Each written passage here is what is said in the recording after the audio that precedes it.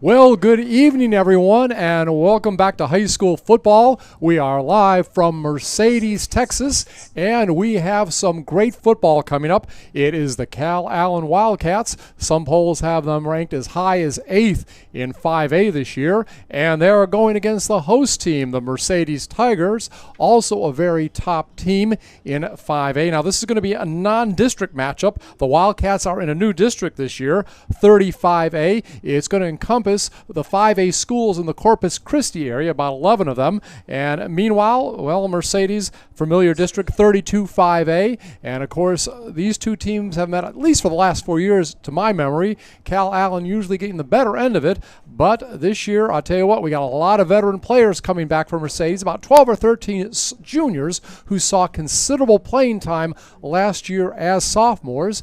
And again, myself, Scott Harrison, glad to be here tonight doing the play-by-play, and joined by a very familiar voice here in the Valley doing sports, Jake Berry. Jake, an honor to be doing the games with you this season. Yeah, this is going to be one of those games, Scott. We're taking over for Carlos Robledo, who left the Tigers, but he's still an alum. But we've got the pleasure of doing this Calallen game right now versus Mercedes, and Mercedes is coming in with one of their better teams that they've had in the past, I want to say a decade. This is one of their better teams. And I can remember teams with Alex Trevino, Albert Chavez. This team has just as many weapons as those teams. And I'll tell you what, you're going against a legendary coach at Calallen, a guy that was a graduate of Harlingen in 1967. And I'll tell you what, this man could be the winningest coach in Texas football history by the time this season's over. Phil Danaher, he has a record of 418 wins, 106 losses, and 4 ties. If he gets 9 wins this season, he is going to pass the legendary G.A. Moore as the winningest high school coach in Texas football history. Of course, if he wants to be the winningest coach of all time in high school football in the United States, got a way to go. That's 621, a guy that was in South Carolina who coached till he was about 89 years old, but we'll talk more about that later. Nevertheless, Danaher, of course, very well respected, been coaching here since 1983. And, of course, let's not forget about Roger Adame Jr., the head coach at Mercedes, doing a great job over there. 7-4 last season, got to the playoffs, lost to Sherryland in the first round. But, again, a younger team, and this team has improved so much. Watching them in the scrimmage, we saw touchdown runs, touchdown passes, very impressive offensive performance last week in the scrimmage by the Mercedes Tigers, Jake. Yeah, we were here for that game, or for that scrimmage, and it was Port Isabel. Port Isabel, it looked like they were controlling the controlled portion of the scrimmage. They looked pretty dominant, and then all of a sudden Mercedes kind of turned it on in the time portion of the scrimmage. And, they've got one of the cockier, I guess, more Johnny Manziel like quarterbacks in Gomez. I mean, he is just a ball of fire. He's confident. He's got the skills, and he's got some hands on him. I saw him do a pump fake where he pump faked without putting 2 hands on the ball. A lot of quarterbacks try to do it with 2 hands. He can do it with 1 hand. He's fast. He's got probably one of the faster feet in the Valley, him and Kai Money from St. Joe's. And, of course, Gomez last year passed for 1,485 yards and 10 touchdowns, also ran for 639 yards and 8 touchdowns. So a versatile athlete that's just getting better and better. And he's helped out there in the running game, too. Has a very, very competent running back there that is going to gain some rushing yardage this year. So, of course, that is Fabian Ledesma. He rushed for 724 yards and 13 touchdowns last season. And talking to him last week after the scrimmage, he feels, Jake, that he can rush for over 1,000 yards this year, and feels he's right up there with Trevor Spates, who, of course, was over at McAllen Memorial last year, now playing for Stanford. Yeah, that's a tall task. He's one of the better running backs in the Valley. I don't know if he's Spates-like. All right, the kickoff is going on, and it is going to go over to Mercedes, a short kick, and falling on at the 36-yard line. So great field position for the Tigers. Well, they'll start 1st and 10, and high school football season at Mercedes is underway. Yeah, they're going to have great field position. They're at the 36-yard line. And what you have to remember about this team is they're not just a ground and pound team. They can air it out. They've got they've got the twins at wide receiver with Joe Garcia. They've got a number of guys that can make plays. All right, and of course it's going to be a spread offense. It'll be the shotgun, and we see one back lined up over there to the right of the quarterback, Josh Gomez, and we've got twins on each side. And, of course, the running back, Fabian Ledesma, but this time it's going to be pitched to the back to one of the Ledesma twins, and it goes nowhere. It is going to be a loss of about 5 or 6 yards, but there is a flag on the play, and that first play of the day was Mark Ledesma for the loss. Yeah, they're signaling that it's against Calallen, probably encroachment on that play. That's probably why they were able to read it so quickly. All right, so again, we'll take, if you're a Mercedes fan, positive yardage any way you can get it, whether it be a run or a penalty. And were you impressed, Jake? There was a little razzle-dazzle early. I was talking to some fans going down in the elevator, and they thought that if Calallen, if Mercedes was able to keep Calallen at bay and also minimize their turnovers or penalties, they were going to be in this game. All right, the penalty will move the ball over midfield to the 49-yard line of Calallen. So already in Wildcat territory without an actual play from scrimmage. That was a penalty, obviously, so we'll see what happens now. Backs lined up each side of the quarterback in the shotgun. Pressure this time, escapes the pressure. He gets down to about the 45-yard line where he's tackled, and there is a gain of about 4 yards on that play before the tackle is made. And on that particular play, it is Sam Allen. Sam Allen coming up with the tackle, and he is a strong safety there on defense. So coming up right now, we are going to have 2nd down and 6 to go at the 45-yard line of Calallen. Game just underway. We're in the first minute of the high school season for the Mercedes Tigers. Snap upcoming. We have a slot on the right side. Gomez back to pass, feels the pressure, and he will try to scramble once again, and he is only going to get about a yard before he is knocked out of bounds, and that time it's Race Deal that knocks him out. Yeah, great play by Gomez. They were running the wheel route on the right side of the field, on the opposite side of the field of us, and it was taken away. The safety was covering it. He took the ball and just ran with it. Great decision by Gomez early. Gomez, again, has a good head on his shoulders, and there is a flag on the play. It is going to be against Mercedes. Yeah, and that's what happens with lines when they have to hold as long as they're holding, and then when the quarterback takes off, they just don't know where the quarterback is at. So I believe holding on the play, right? Yeah, it's a holding. Mm-hmm. All right, so on the play, the ball will go back 5 yards. It is going to be at the 47-yard line back in Mercedes territory. Calling out the snaps again, Gomez in the shotgun. And this time he's going to scramble to the right side. Nobody's open. 2 defenders back on him. Now he runs over toward the left side. Again, that great athletic ability. He's up near the 40. He's going to haul that ball out there, and he overshoots his receiver down at the 40-yard line of the Wildcats. Great play. When I say Manziel-like, you saw him roll out to the right. He came back. He looked across his body, and as he was throwing, he got knocked. The ball just sailed away from him on that one. And it was a good move out there. I believe the intended receiver was Joe Garcia. But again, an incomplete pass. And so we have coming up third down and 16 to go. Again, the ball at the 47-yard line of Mercedes. It is the opening series for the Tigers. Want to try to get ahead of Calallen early. Very explosive team, Calallen. Snap is gotten, and drop back, little screen pass, and it is not going to get much, maybe a yard or two, and the tackle's made about the 47-yard line. Yeah, and that looks like Joe Garcia on the bubble screen right there. Right. You know, they're trying to set something up. You want to Calallen's over pursuing. You want to kind of get them off balance a little bit, throw the bubble screen, but they read that well. Yes, they did. We have 4th down and 13, so a gain of about 3 on that play. And are you surprised Mercedes going for it? No, actually going to punt. Okay, yeah, it looked like they were going to go. Yeah, pooch kick. All right. So the ball will come down around the 15-yard line. Quick little pooch kick that time, done by Gomez. So Gomez basically is kind of a dual threat there. He could have thrown that ball if he wanted to. Yeah, you like to do that when you have an athlete, a quarterback, somebody that can run, roll out, pass. You know, you can do that pooch kick pretty easy because the defense is going to be scared. All right, we're about to see now, for the first time today, the offense of the Calallen Wildcats, led by Gage Lamb. He is a senior, first-team All-South last year quarterback. And he rushed for over 1,000 yards, 1,018 yards, also passed for over 1,000, was responsible for 2,177 yards of offense. And they've got a tough sophomore running back named Alec Brown, ran as a freshman for 988 yards. Only. That's right. And Brown lined up right now behind Lamb, and he'll get the ball, and he is not going to get much at all, maybe a yard or two. Good defensive play by Mercedes. Yeah, and this Calallen team, you know, they're a team that can wear you down. This is a fourth quarter team. Now, last year, Mercedes played a very close game at the beginning of the season with Calallen. They've got to do that tonight. They've got to minimize turnovers and really just minimize those big rushes. 2nd down and 8 coming up. Ball at the 18-yard line, actually 17-yard line of the Wildcats. Tight formation.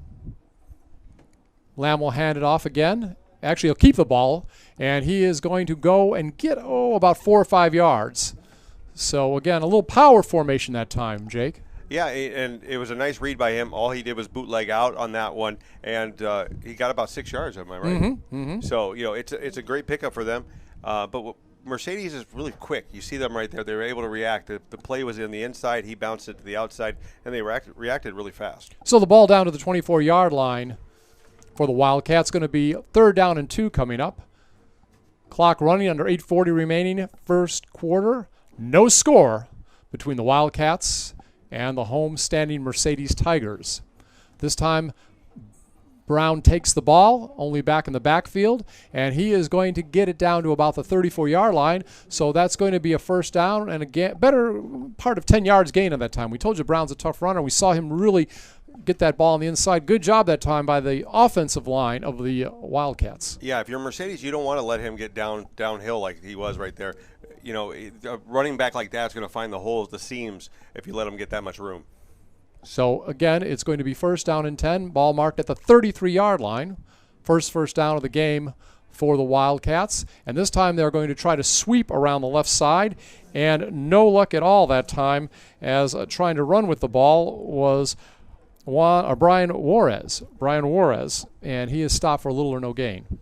Yeah, great open field tackle. I'm trying to figure out who exactly that was, but great open field tackle. And it was a gain of about 1 yard on the play. So we're going to call it 2nd down and 9 at the 34. Tigers have their burnt orange jerseys with the black numerals, black pants with the burnt orange stripes. So, again, a little bit difficult to see sometimes the numbers, especially as we have the sunset right now. And once again, going with the ball is Juarez, and Juarez will get up near the 40-yard line. So he gets a gain of about 5 or 6 on that play. And the previous play, the open field tackle was Raul Ortega from Mercedes, number 7, a junior. And again, very, very heavy junior laden team here. So once again, going up the line, Gage Lamb. Lamb will keep the ball this time. Faked a handoff to Lamb right behind him. Now he will go a couple yards and be very close to the first down as he spins around to about the 43, 44-yard line, gained about 3 or 4 yards on that play, and they call it a first down, Jake. Yeah, and Calallen is keeping it simple. You know, run right, run left, run down the middle. They're not really looking to pass right now, and they're just trying to wear down the front line of Mercedes. All right, so we have it now 1st and 10 at the 43-yard line. Again, first possession of the night for the Calallen Wildcats. Keep in mind, when these teams played last year, it was pretty close up until halftime. Once again, the ball is handed off to Alec Brown, and Brown does not get much at all back there. And he is stopped maybe for no gain. So Brown, who, again, we mentioned had a big year last year as a freshman, struggled that time. Yeah, and that was De Leon right there. Sebastian De Leon. He's a senior, one of the few seniors that they have on this defensive team right now. They're like you said, they're a junior laden team. So the ball is going to be marked at the 44-yard line. They may actually be generous and give them a yard on the play and call it 2nd down and 9. Once again, a pitch going around the right side and getting maybe 2 yards. Good job by the line, knocking down Alec Brown after about a 2-yard gain. So it was a host of tacklers that time, as the PA announcer says. And coming up, we'll have 3rd down and 7 at the 46-yard line for Calallen. Calallen, of course, getting to the quarterfinals of the state tournament last year, lost to eventual state champion Cedar Park by the score of 35-21. So they're no strangers to having very successful squads over the years. And again, play action.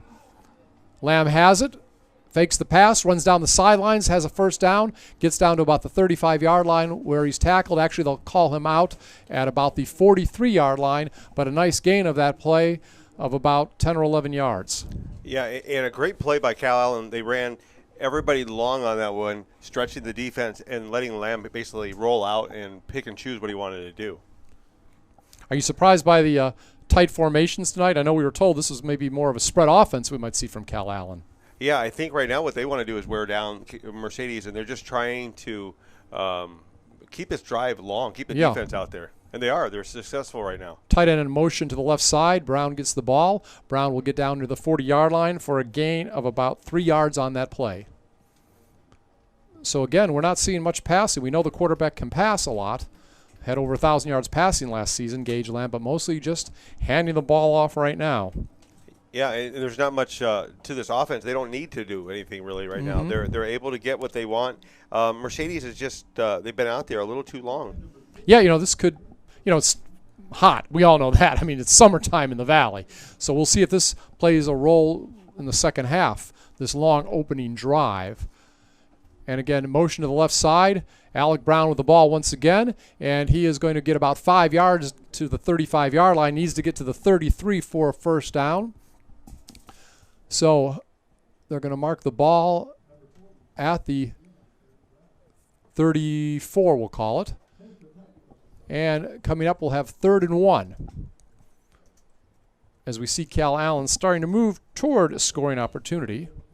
We'll have to see how good their kickers are this year. I heard it may not be the strongest thing they have, so maybe they won't be trying for a long field goal. Yeah, and if you're Mercedes right now, all you have to do is plug this gap right now, stop them here, and force them into making a tough decision on 4th down. Fumble on the play, on the handoff, and we'll see who recovered. Ball was recovered at about the 39-yard line, rather.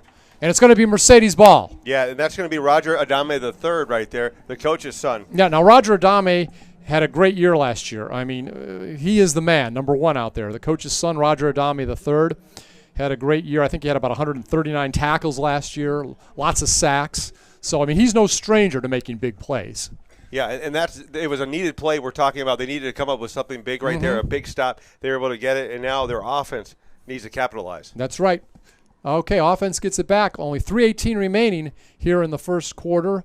Ball at the 39-yard line for the Mercedes Tigers. And a quick handoff, and it's not going to get much. I believe it's Ledesma, and he barely gets back to the line of scrimmage. Of course, that's Fabian Ledesma. Yeah, and they're pinching in. Calallen's pinching in, daring Gomez to throw, but the corners have played really well, and the safeties are just sitting over the top. Now, of course, we've got 2nd and 9. Mercedes, what do you think about playing Calallen every year? This is always a tough team. Is it good to have such a tough test on the first game? I think it is, because you're going to face them in the playoffs, and they have faced them in the playoffs. You might as well get used to that kind of talent, that kind of toughness that you're going to have to bring into the playoffs. It's important. Joe Garcia in motion to the right, lines up in the slot.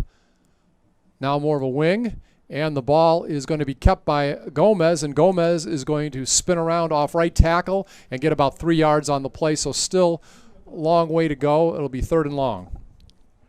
Yeah, and I like the play by Mercedes. I want to get Gomez out and running, let him make plays, because his feet are just as valuable as his hands. That's true. All right. It's going to be 3rd and 7, ball at the 42-yard line in Mercedes territory. Again, their second series of the night.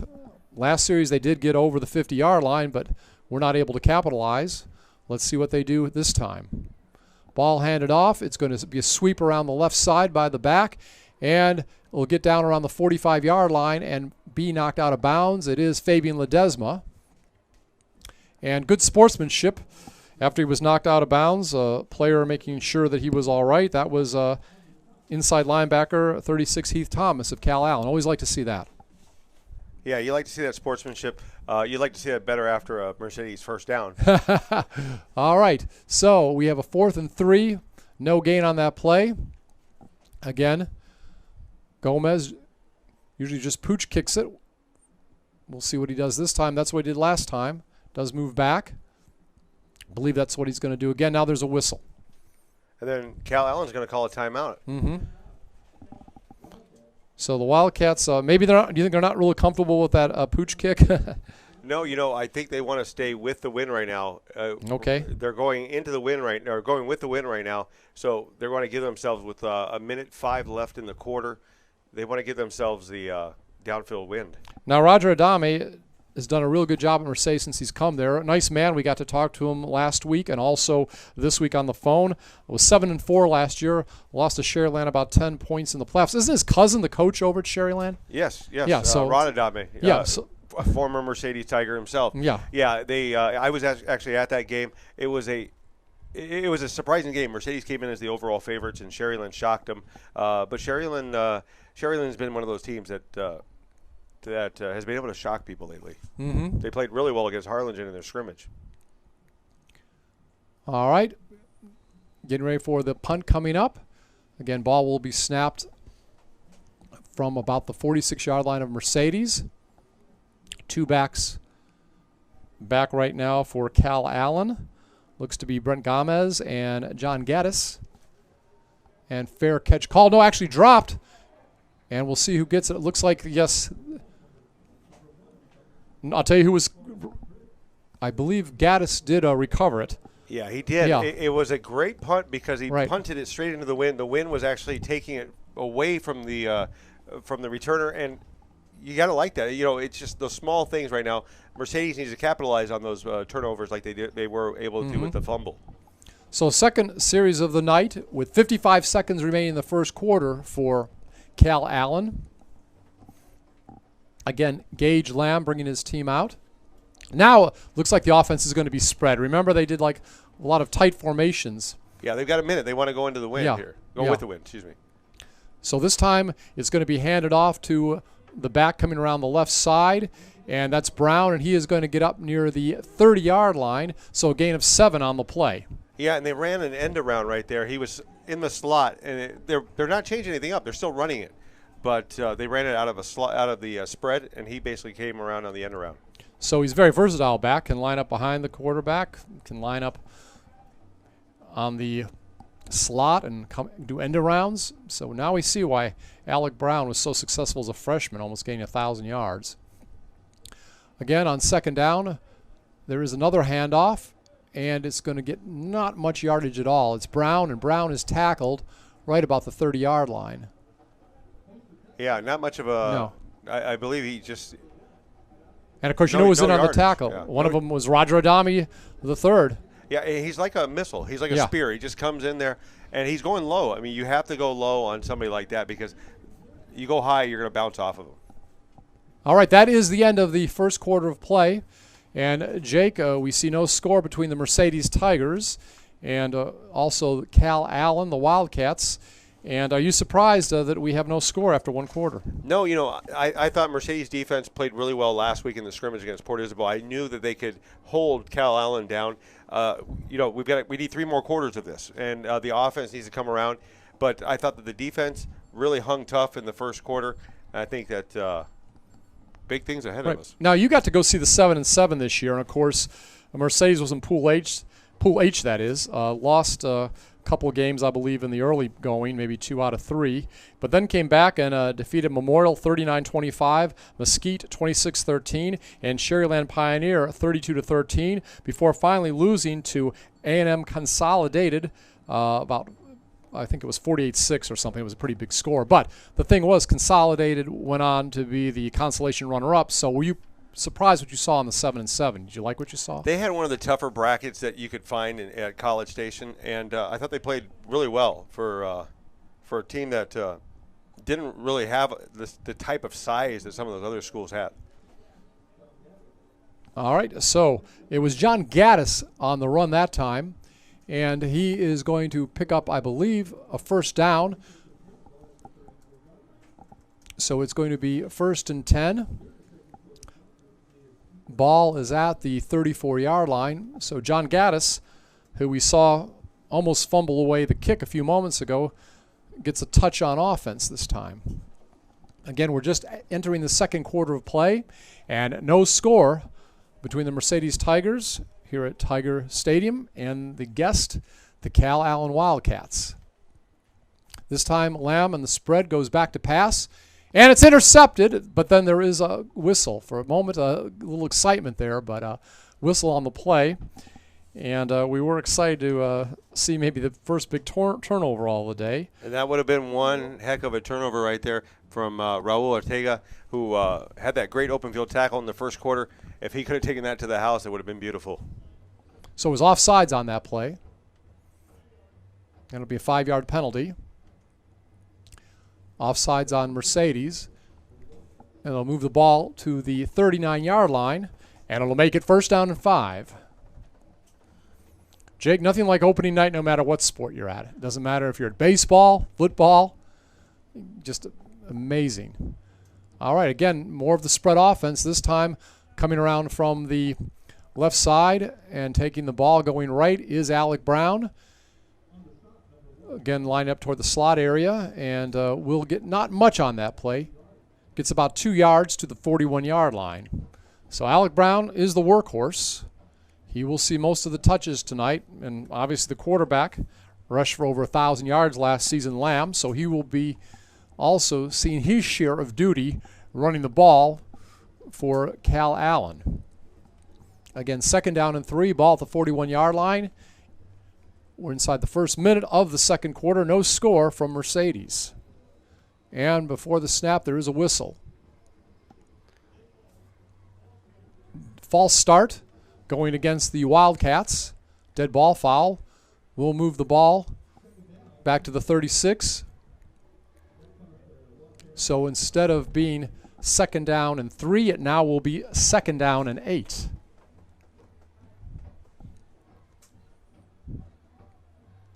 Again, out of the shotgun, Alec Brown has it, and he is going to get up to about the 41-yard line, goes right up the middle, gets about 7 yards on the play. Short of the 1st down. We'll have to see what the visitors will do. 3rd down and 4 to go. See if they decide to punt, pooch kick it, whatever. Right now it looks like they may go for it. And if you're Calallen right now, it doesn't hurt for you to try to draw Mercedes off guard right here. You know, you might want to get a encroachment. It looks like they're going to go for it. No, Alec Brown has it, and he is going to be short. No, I don't know. No, wait a minute. Hold on a second. No, you're right. It was 4th. Yeah, I thought it was 4th down. Now it's 4th down. I think maybe they were off on the. Maybe when I was looking over at the sticks, yeah. Sticks, yeah. And I'm not sure what the timeout, the referee is calling is a timeout. I thought it was 4th down right there, and I'm not sure what's going on. He definitely was stopped short. And it looks like Coach Roger Adame is actually trying to get some clarification as well. Did they have the wrong down? Again. And you have to remember the sticks are controlled by the home team. So yeah.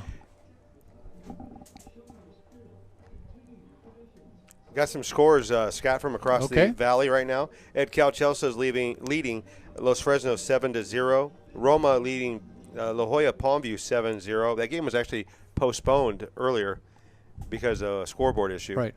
And we'll get back to that. Now, I'm not sure what happened there. It's still 4th down and 2 right now.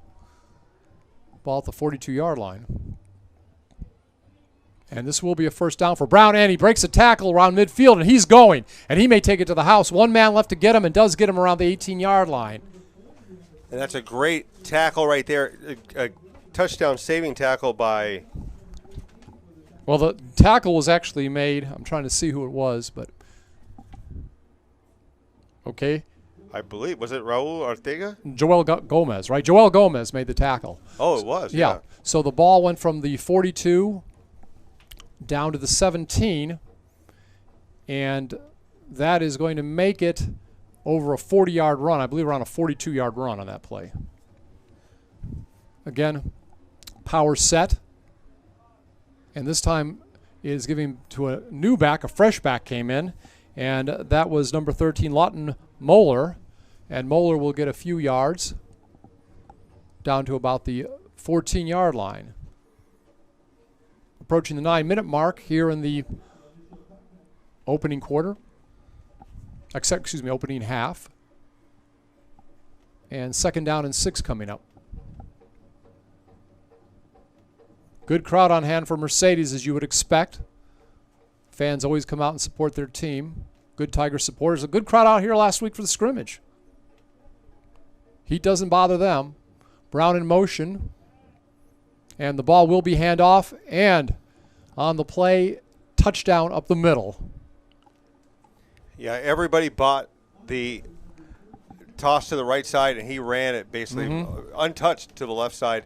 Yeah, that was Zach Hawkins on the play. So Zach gets a 17-yard touchdown run, and that is the first score of the night with 8:36 remaining here in the first half. Extra point attempt upcoming.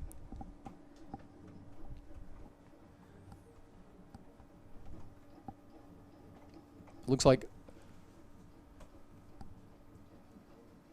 the attempt will be up and is good.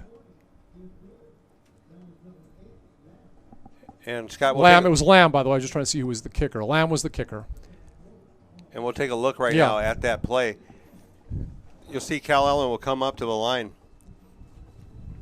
As slow as our replay is working. The play did go faster than this, really. We promise you. Yes, it did. But as you see, they'll come up to the line. Everybody's going to bite on the right side of the line. They put a man in motion. It looks like they're going to go to the right side, and they just basically do the handoff on the inside, and he goes in untouched. Zach Hawkins with the first points of the night. Alec Brown, the workhorse. Big play on that drive, an over 40-yard run. But it is Zach Hawkins who takes it in for the score. First score of the night. Makes it 7-0. And do you think, Jake, that early long drive could have affected the team at all? Worn them out a little bit? I think so. I mean, you look at that, but those were two good runs right there where the defense could have stopped him on one, and that last play was just right. It was a good play call. All right, ball kicked off right now by Philip Lively, who also is a defensive back. Short kick. It'll be at the 33-yard line, 1st and 10. So at least decent field position for the Tigers as they try to turn things around. And again, I believe, Jake, you and our compatriot Kevin Naro, you picked the upset tonight, I guess, right? You know, I thought Mercedes had the weapons to hang with Calallen, and I really thought that if the game was close, I think Mercedes still has a chance of pulling that upset. By the way, getting that ball last time was Raul Ortega. And now, once again, Josh Gomez back at quarterback, feels pressure, and he is going to be thrown for a loss. So a loss of 2 yards on that play. And making the contact over there and helping to bring him down on that play was Kanis Lamidi. Lamidi on the play. So it's going to be a loss of 3. 2nd down and 13. Ball at the 30-yard line. 30-yard line of Mercedes. And this time the ball handed off. And not much doing at all. An ankle tackle, maybe another slight loss. It was Ledesma. And John Gaddis, who we've seen also on offense playing defense, he made the tackle. Gaddis playing free safety when he is on defense. So they'll call it no gain on the play. 3rd down and 13 coming up from the 30-yard line. 7:30 remaining here in the first half. 7-0, Calallen on top. Spread formation. Have trips right now. Gomez feeling the pressure. Gets the ball off about his own 25-yard line. Makes a long pass, and the back is knocked out at about the 29-yard line. So a long pass of about 60 yards. Yeah, great play right there. You like the composure of Zach Gomez. Sit in the pocket and sling that out there. And we see that on the play, it was Mark Ledesma. Mark Ledesma on the play, getting about 60 yards on the pass reception. And he really got smashed, clobbered on that clobbered Gomez when he got the pass off, too.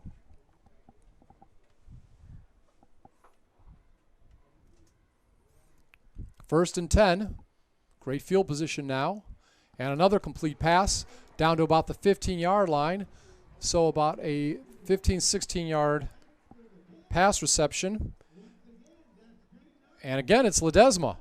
You know, you got to like how gritty this team is. They could have folded on that after that touchdown. They could have, put their heads down. Matthew Ledesma, by the way, that time. And they're plugging away right now. You look at, there's a little bit of a fire right now. Yeah. So the ball down about the 12-yard line, gain of about 17 or 18 on the play. And I'll tell you what, Tigers making a big comeback quick. Some big pass plays. We saw some of these big pass plays during the scrimmage. We know they can do this. And again, a running play, and this time down to about the 8-yard line. And we're going to call it a gain of about maybe 3-yard lines for Fabian Ledesma. Shocking score right now across the valley. Harlingen South actually is up 7-0 over Mac High. Mac High, we really didn't know what to expect from either team. Yeah. But Mac High is actually trailing. So 2nd down and 8 right now. Ball at the 10-yard line. They can get it down to the 2-yard line and get a first down without scoring. Backs lined up on either side in the spread for Gomez. We'll hand it off to the back on the right side, and he will not get much at all that time. Gang tackled at the line of scrimmage. Yeah, and Calallen is pinching in right now, daring Mercedes to throw to the outside. And you got to like right now where Mercedes is at, though, because if they go spread right here and let Zach Gomez go for it, I think you still think you try to punch this one in, regardless on 4th down. Yeah. All right. Again, we have 3rd down coming up. 3rd down and 8 at the 10-yard line. Gomez back to pass, looking in the end zone, and gets the receiver. Touchdown. What an incredible catch by number 5. 15, actually. Is it 15? Yeah, it is? yeah, Oh, it is. Yeah, Joe Garcia. Joe Garcia, one of the best receivers they have. Yeah. I love Joe Garcia. I saw him during that Port Isabel scrimmage. He comes up with big plays. Yeah. Joe Garcia's the coach really likes him. Told me to watch out for him. And he gets a 10-yard touchdown reception. Joe Garcia on the reception. Extra point attempt coming up. And it's good. So we have a tie score. And I believe that was Emmanuel Murillo who had the extra point attempt. And it's now 7-7 with 5 minutes remaining exactly here in the first quarter. 15-yard reception by Joe Garcia. And you saw passes to Ledesma. We saw passes to Garcia. You just see the depth in that wide receiver. And, of course, both Ledesmas. I believe both Ledesmas caught passes on that. Yeah. So both. Yeah. They're twins if people don't know that. And of course, and then Fabian Ledesma is the cousin. That's right.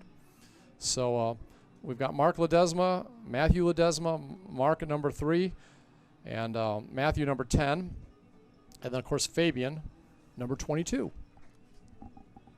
So things coming to life here. Yeah, just an incredible. I mean, you saw like a fire get lit under him after that. After Calallen scored their touchdown, and impressive drive by Mercedes. And it all started with Zach Gomez standing in there, taking that big hit to throw that long bomb to Ledesma. Mm-hmm. Yeah, and he just got tattooed on that play too. So, getting ready to kick the ball off.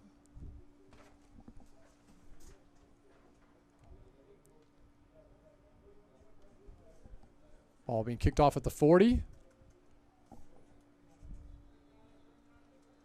And there'll be a fair catch at about the 30-yard line. Colton Duff. And I believe doing the kickoffs for Mercedes is Alex Ramos. He's also a running back. He would be the guy that would go for the long field goals. I believe the other kicker's a little more accurate on the shorter kicks when it comes to extra points and short field goals. So, 1st and 10 from the 30-yard line for Calallen. Again, 5 minutes remaining. First half. Lamb has it out of the shotgun, keeps it, and he is tackled in the backfield.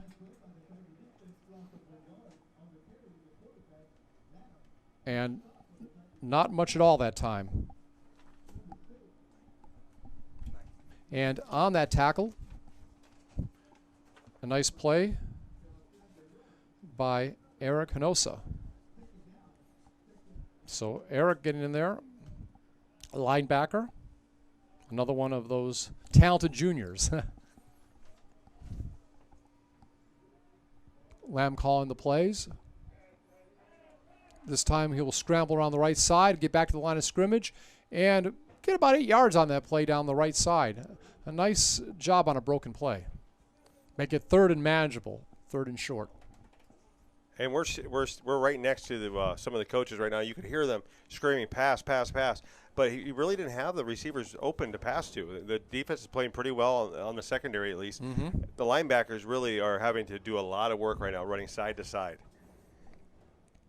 So it looks like maybe Mercedes has gotten their second wind after that long drive in the first quarter.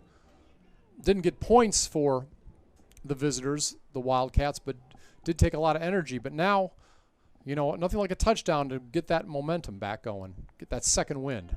Lamb passes again, gets it out to about the 42-yard line, a missed tackle, and up near the 50 is the reception. And on that reception is number 5, Forrest Crisp. Now look like Hinosa again on the tackle after one missed tackle. So a nice gain on the play. Gets it into the territory of the Tigers. 1st and 10 at the 49-yard line. Again, 3:47 clock running. Obviously the visitors would like to run down the clock. Score late in the quarter, so no time for the Tigers. Again, a scramble. Almost looked like the quarterback Lamb was going to be tackled in the backfield, but manages to get down to the 39-yard line, actually scrambles for about 10 yards on that play and the first down. Yeah, incredible play. It looked like he was going to get tackled about 4 or 5 times there, able to squeak out and picks up positive yards. So it's going to be 1st and 10 at the 40. It looks like they're going to have a measurement. Mm-hmm. We'll wait for that.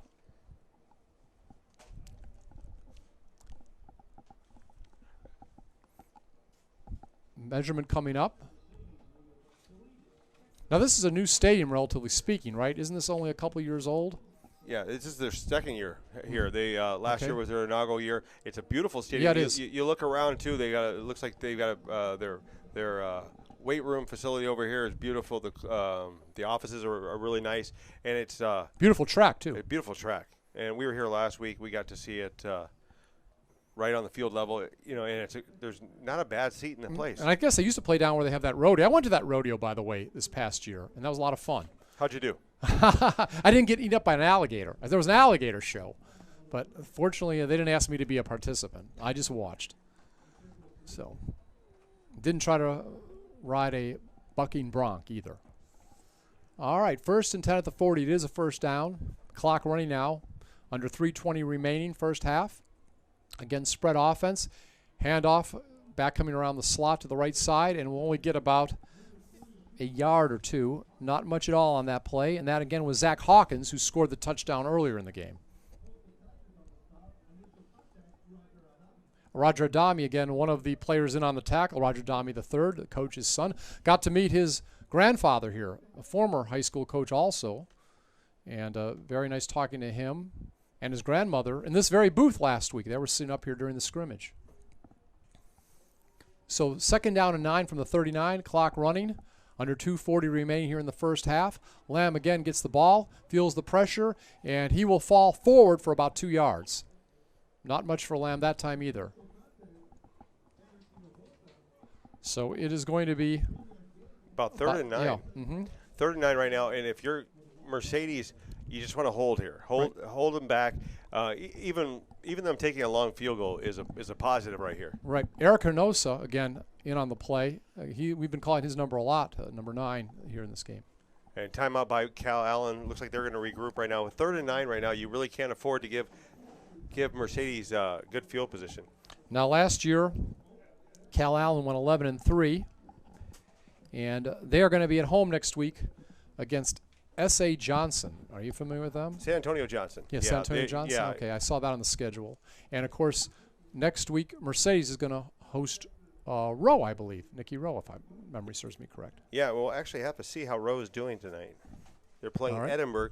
2 head coaches that are looking for their first wins of their head coaching career. Really? Yeah, so J.J. Leha at Edinburgh and Bobby Flores at Nicky Rowe. Now, what do we know about? Do we know much about Coach Flores? Because we're going to see him here next week. He's been an assistant for 16 years at Rowe. I can't remember where he was before that, but yeah, I know him really well. He was a basketball official. So. And we also talked about the fact that Phil Danaher could be the winningest coach of all time in Texas football history before the end of the year. He's actually a 1967 graduate of Harlingen, who I know on 956sports.com, they have Harlingen ranked preseason as the #1 team in the Valley. Mercedes #2. Good job on that list by Kevin Narrow, by the way. And right now the ball will be kept by Lamb, and he will get it inside the 30-yard line. Good enough for the first down. Had to get 8 yards, got about 10. Oh, we're looking for a update on the Rowe game. They're up 6-0 over Edinburgh. Thank you to Rob Vella. All right. So officially the ball marked at the 26-yard line. First down and 10. Calallen inside the territory of the home Tigers. Game knotted up at 7-all. Again, from what we heard, maybe kicking not the strongest point, field goal kicking for this team. So they would obviously like to knock it in. And keeping the ball once again and trying to attempt the pass. Rolling out left is is Lamb, and the pass was intended that time for Forrest Crisp, a senior wide receiver, overthrown. Great name, too. You like that? Yeah, but like remember Coco Crisp, Coco Crisp, yeah, baseball player, yeah. Mm-hmm. But right now, you know, if you're Calallen, do you even try to attempt this field goal? You're kicking into the wind.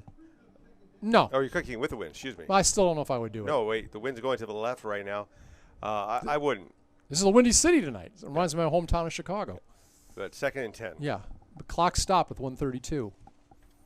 Again, Lamb, spread offense, feeling the pressure, and he is going to be dropped for a loss. A bunch of guys in on that tackle. And he loses about 8 yards right there. Mm-hmm. Great defense, though. They had a swarm of Tiger defenders coming at him.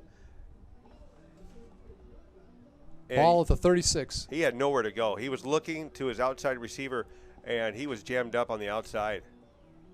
Boy, that's, good teams make the big plays. That may be very critical if they win tonight. We may have to look back at this game later tonight and say that might have been one of the plays of the game. Yeah, you look at their 2nd and 9 right there, 2nd and 10.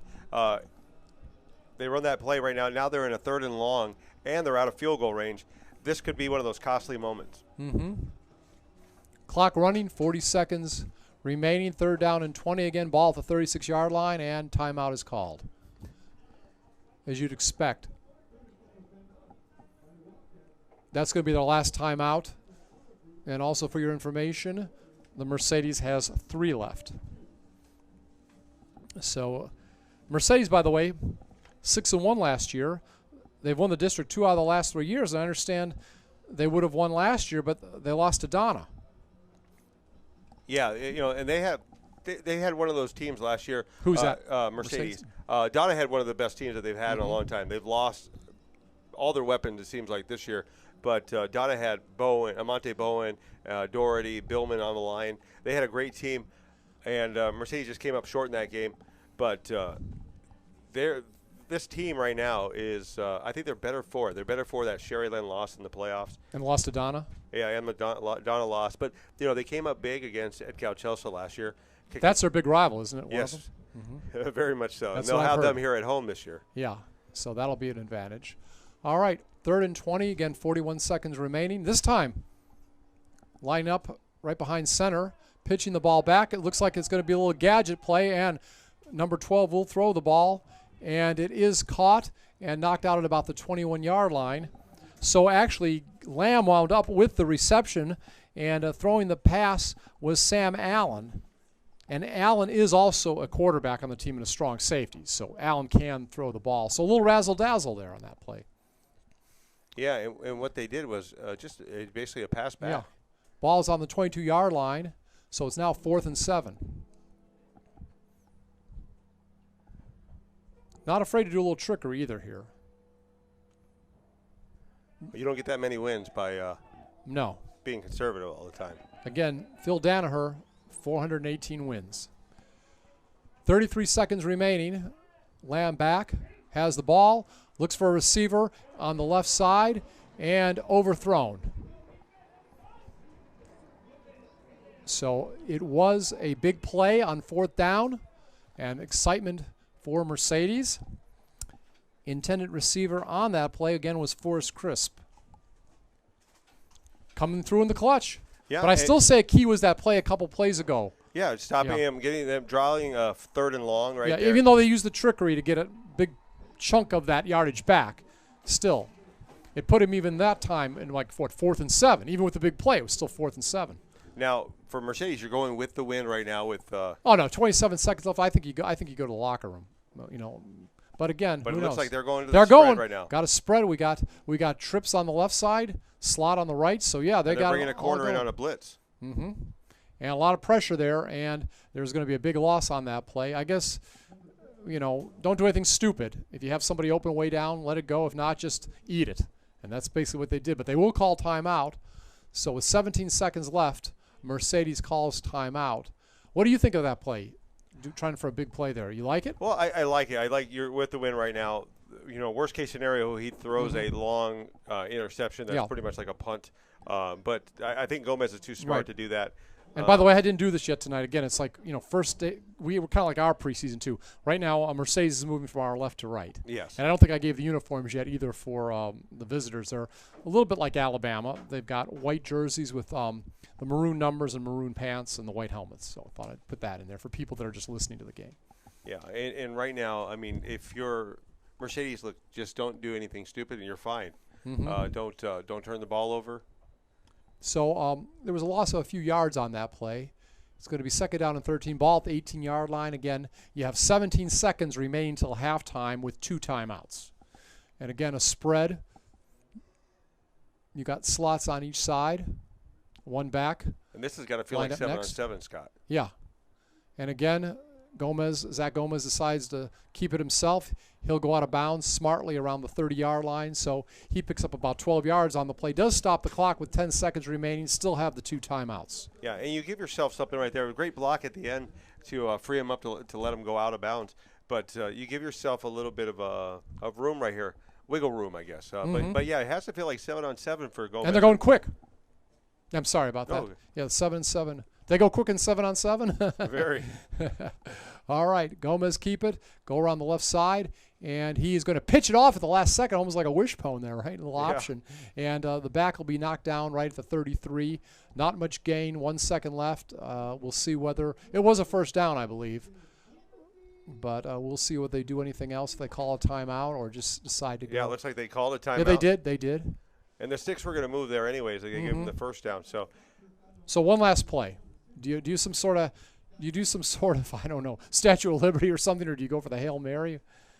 I think your receivers are good enough right now. Even if you throw a long bomb and it gets intercepted, that's okay as long as you can, And remember, if you do some trickery out there, and we saw him play in the scrimmage, you have to remember that Mark Ledesma is the backup quarterback. So just like a few minutes ago, we saw one of the backups, Sam Allen, throw a pass, actually to the quarterback, the starting quarterback, Lamb. Who knows? We could see some kind of pitch situation and see Ledesma throw the ball maybe to Gomez. Because Gomez is a true athlete. We know how he can run the ball. So would you be in favor of something like that, a little trickery like that? You know what? I like gimmick plays. I like trickery. With this right here, I like to catch Calallen, biting on something one way and go the opposite way, maybe a throwback, just like Calallen did. Okay, last play of the half. If there's no penalty, 66 yards. You have to go for the score. Gomez goes back to about the 25. We'll just drop it off at about the 45. I believe that may be Ledesma, the running back. I'll have to double check. But he's dropped at the 45. And that is going to be it for the half. No, it was Urbina. Was Urbina? Okay. Urbina. All right. Urbina with the catch right there. But right. Great half, though, for Mercedes to come back after being down 7-0. So there we have it. We are going to go to halftime. All knotted up at 7-7. Now, hold on. I don't know. Okay, halftime. All right. For a minute, it looked like they might be some kind of situation where we're going to continue play for a moment. But it is halftime, and it is 7-7. Tigers are tied up with the Wildcats. Big second half coming up, and I can't wait, Jake. Yeah, should be something special in the second half. So, again, we'll have all the action for you in the second half. Again, we are here at Tiger Stadium in Mercedes. Good crowd. I mean, it's just packed down there in front of us. We are in the press box. Right below us are the Tiger fans. And a beautiful press box here, too. Air conditioning. Air conditioning. Especially. Two things that I look for: air conditioning and a restroom in the press box area, and an elevator. So you can't do better than that. And everybody's been very nice to us this week. We appreciate the coach taking his time to talk with us and chat and give us a little insight on what we might expect tonight. And, of course, one of my favorite parts, the bands will be out here. And both bands have come to town. And Jake, what do you got a lot of plans this weekend? 956sports.com. No, I'm just going to try to recover from this week. It's been a long week. First week of high school. Yeah. Well, now quickly give a plug to this new show you and Kevin Naro are doing each week. Well, we're doing the weekly grind with our hostess, who's actually in our press box, Alejandra Pena. Pena. Ali Pena's doing a good job tonight. She helped get everything set up. And thank her. Yeah. And she helped with our setup today, which was a daunting task. No, it's a great show. We do the picks, and then afterwards, Kevin and I do basically a show with. I watched it this week. Kevin went out and got all the interviews and everything. You guys did real good. Yeah. So, it was a good job and everything, and it's and I want to compliment Kevin too for going out this week and getting a lot of interviews. Did interviews with the coaches this week here and everything. Yeah, and special thanks to Eric De La Cerda for being our cameraman. Doing some spotting too for us tonight. We appreciate it. Yeah, he's a Mercedes grad, and he's been helping us with figuring out who's been doing what tonight. And also, I'll tell you this week, Jake too. I'll be heading up tomorrow and going to see this week the Texans play. They're going to play the Arizona Cardinals if you're a pro football fan. Oh, nice. And that'll be on TV on one of the local stations, 3 o'clock on Sunday. And keep in mind, when it comes to NFL games, I know the Cowboys played last night. Tony Romo got a little shaken up, got that back problem, and he still wanted to continue. I watched a little bit of that game, but after that getting shaken up early in the game, they said to Tony, no, this is just preseason. You need to come out. But we'll go check on the Texans and see how they do. And I'll talk a little bit about pro football with you. Actually, Jake, I have season credentials with my Harrison Broadcasting Company with both the New Orleans Saints and the Houston Texans. So from time to time, I'll give you a little insights on some pro football, too. Yeah, that'd be incredible. Mm-hmm. So, yeah, we'll take a break right here as we're moving to halftime. But, Scott? All right. For Jake Berry, I'm Scott Harrison. Again, we're at Tiger Stadium in Mercedes, Texas. It is halftime, and it's all knotted up between Calallen, the Wildcats, preseason ranked 8th in the AP poll statewide in 5A against McAllen, also in 5A. They are 32 5A McAllen. And, of course, as we mentioned, the Wildcats in a new district this year, 30 5A. So in non-district action, all tied up at 7. We are at the halftime break, and we'll be back with second half action in just a little bit. We'll talk to you then.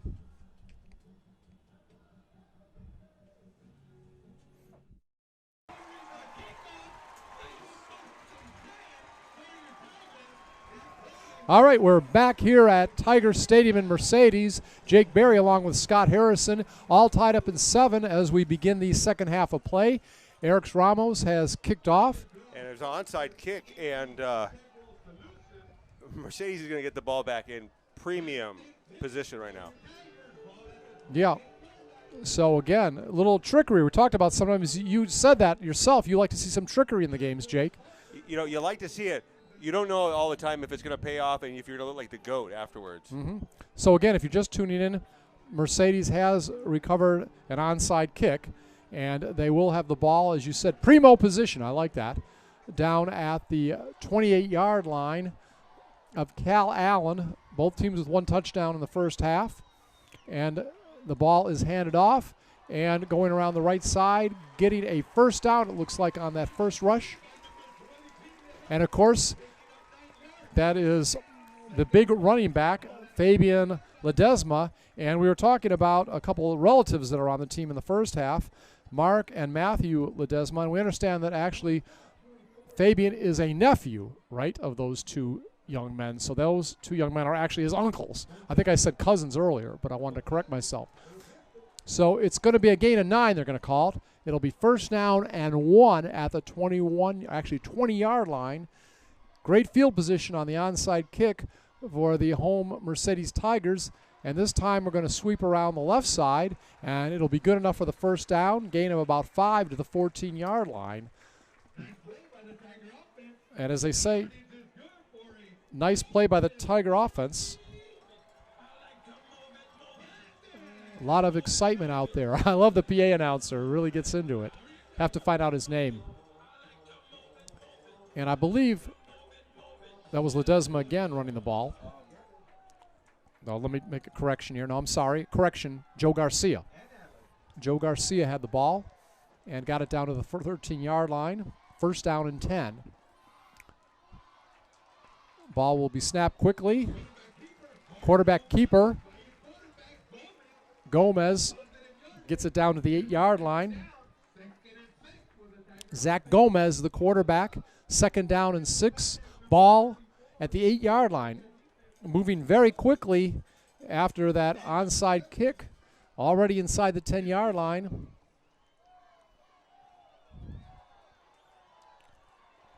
Five to go. So they can get a first down around the 3-yard line, the Mercedes Tigers. Again, slots on each side. Gomez at quarterback, looks over toward the right side, feels some heat, will keep the ball. There is a penalty, gets knocked out at about the 2-yard line. But again, there is a flag on the play. Felt some pressure on that play by Justice Escobar, a defensive tackle, but got away from 70. And again, the ball down near the 1-yard line, waiting to see what the penalty is. So, holding on the offense. That's what the official says. And that's a killer right there. Mm-hmm. When ball would have been inside the 1. Yeah, the last thing you want to do is get back into a spot like that. All right, ball back at the 20-yard line. Second down and 17 at the 20-yard line. A couple minutes into the second half. Tie scored 7-all. Zach Hawkins scored on a 17-yard run, first for the visitors. Then Joe Garcia on a 15-yard touchdown pass from Zach Gomez in the second quarter. A couple long receptions on that drive by the brothers, Mark Ledesma and Matt Ledesma, setting up the eventual touchdown by Garcia. And as the ball is snapped, another whistle.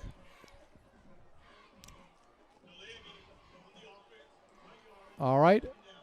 I believe delay on the offense. Going to be another 5-yard penalty. So you get the ball inside the 1, and now we're going the wrong way, already back to the 25-yard line. Sometimes You get lucky, and sometimes you can't do anything right. And we're in one of those situations right now if you're a Tigers fan. 2nd down and 21 to go. Ball at the 25-yard line. Don't want to squander this great opportunity. Gomez rolls out toward his left, and he's hit in the backfield and hit a couple times, and he's still scrambling. Goes down the right side and finally knocked down about the 23, and there's a couple of whistles. Once again, giving a lot of pressure on him initially was against Justice Escobar. And you'll see there's a block in the back that is going to put this one back even further. Well, there was a lot of pressure on him. He was scrambling, but there was some good lateral pursuit by the defensive lineman, especially Escobar, for the Wildcats. So already in just 3 minutes, we've seen 3 penalties against the offense of the Tigers. Moving from inside the 1, now back to the 35-yard line. I'm not sure we're even in any kind of field goal range now. Blocking in the back. And I believe the penalty was called.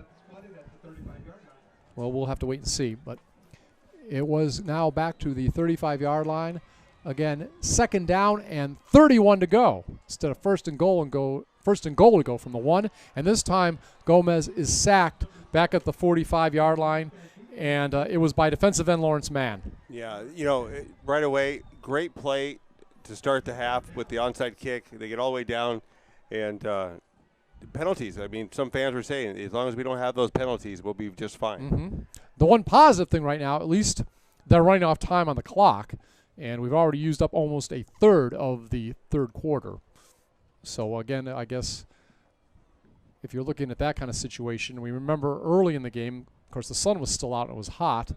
We saw a long drive, though they did not score, by the Wildcats that we thought took some of the steam out of the defense for a while of Calallen. As a matter of fact, I'd like to talk to Coach next week about that, how he thought that drive affected the team.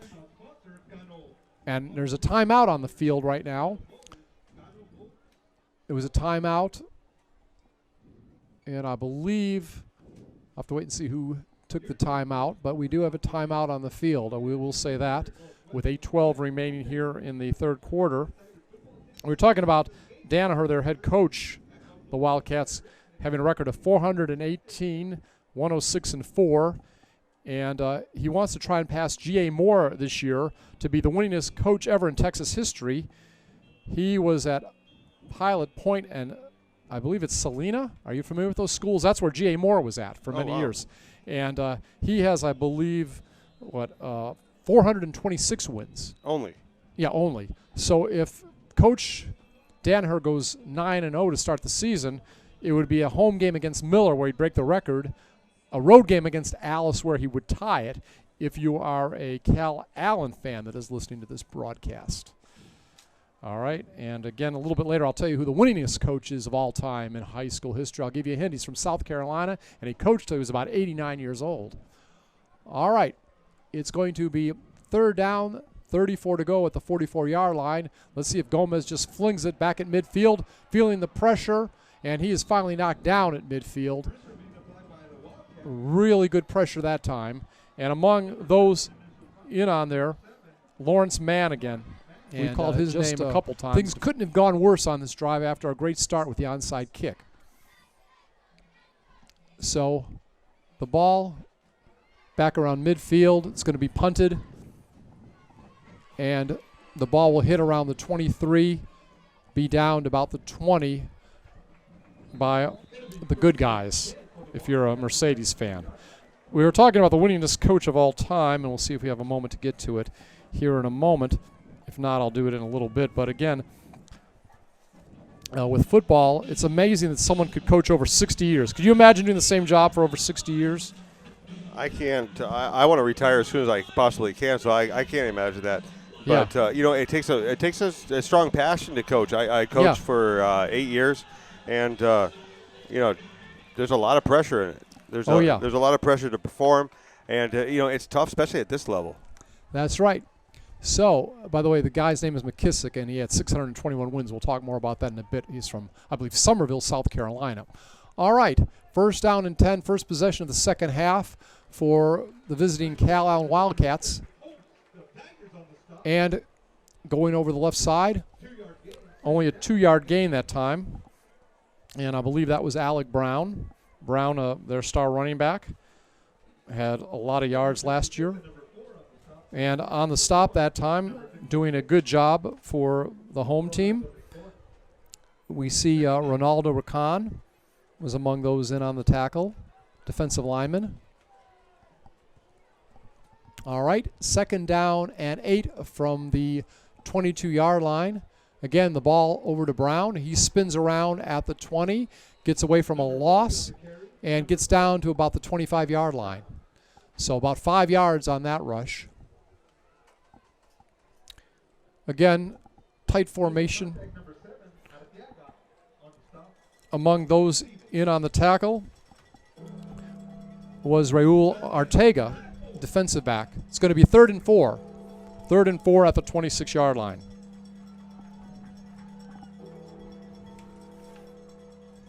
Fans want a big play. Already midway through the 3rd quarter, fast-moving quarter so far. And penalty against the offense. So there'll be a 5-yard penalty right there. 3rd and 9 coming up. And they haven't passed too well tonight. I'd like to see Mercedes go right after him this time. Mm-hmm. All right, Lamb is back to pass. Gage Lamb, the quarterback, tries to pass between 2 defenders and passes incomplete. And the pass was intended for Colton Duff. Incomplete. David Lopez among those in on the defense. Lopez, a senior defensive back. 4th and 9, ball at the 21-yard line. So after squandering a golden opportunity on their first drive, the defense comes up strong for Mercedes, and they will get the ball back, and there is another timeout. Now, I was talking about that coach situation. I do want to finish that up. Winningest coach of all time is John McKissick, coached 63 years. He won 10 state championships and started like in 1952, coached till just a couple years ago till he was 89 years old. All right, that's pretty amazing. The guy that's up there right now is a guy that I've met. I did one of his games a couple years ago, J.T. Curtis in Louisiana, in suburban New Orleans. He has coached for 47 years, beginning in 1969, and he has 550 wins, 26 state championships. All right, and he may coach. He's in good shape. He may coach long enough to get that all-time record of 621. And he coaches at a small school. And again, what's cool about his students is they do play the championship games in Louisiana at the Superdome, same place the Saints play. So that's a lot of fun. All right, 4th down and 9. Punt coming up. And it will come down back around the 40-yard line, bounce back, and will be downed by Forrest Crisp about the 36-yard line of the Tigers. Still good position for Mercedes to start their second drive of the second half. Mm-hmm. Right now, I know the offense came off the field the last time, and they probably went to him, talked to him about minimizing those penalties because the line didn't hold up too well after those penalties. They just they turned into a sieve, and everybody was coming free against Gomez, and you got to give Gomez time. Right. Give him time to operate, and he can do magic. And Josh Gomez, again, player with a lot of confidence, had a chance to meet him last week, and a nice young man. Again, spread formation, hands it off to one of the backs in the spread, and the ball is going to go to about the 37-yard line. Yeah, that's Fabian Ledesma right there. Yeah. You want to give him some open spaces. This Calallen team's tough because they're able to pinch it in on the outside, and the linebackers are able to roam free on the outside. And they've got great lateral quickness. And you were talking about linebackers. They made the stop, an outside linebacker, Brandon Broughton, and also an inside linebacker, Heath Thomas. They combined. So very good insight, Jake. Ball handed off again, this time off the right side. And we'll go down to about the 39. It's about 3rd and 7, maybe a gain of 1 on that play. Not much at all. Yeah, and we're under 5 minutes left in the quarter. This quarter's gone pretty fast. Yeah. Again, Fabian Ledesma in on the carry, and Heath Thomas again in on the tackle. They have great lateral quickness. This team can move. Right now, you haven't seen too much passing out of Mercedes because Gomez hasn't had that time. Slot on the right side. Gomez getting pressured again and is tackled from behind. Going to fall down at about the 40. And nice job on that play. It appeared to me, looking from this angle, the tackle was made by number 45, again, Brandon Broughton. So the linebackers have been very active on this series. So we're going to have 4th down and 6 at the 40-yard line. And we'll see the pooch kick. No, actually, they're in punt formation. Punt formation, so. Something new. Yeah. Gomez does most of the punting.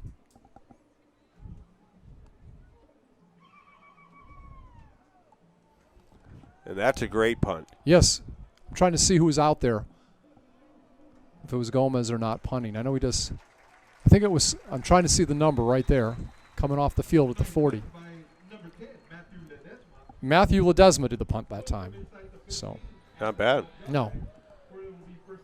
So the ball, as I was trying to look at the player punting, the ball went down to the 12-yard line, 1st down and 10. So I guess Gomez, I'll talk more to Coach about this, but I guess Gomez does it when you do the little pooch kicks. And that has an option then, right? When they do the pooch kicks, he could throw the ball out of that formation or pooch kick it. And maybe Ledesma does it, Matthew, when they just go to traditional punt formation. And there are some formations where you can rugby kick that, where you start running to the right or the left, and then they kick it out of that.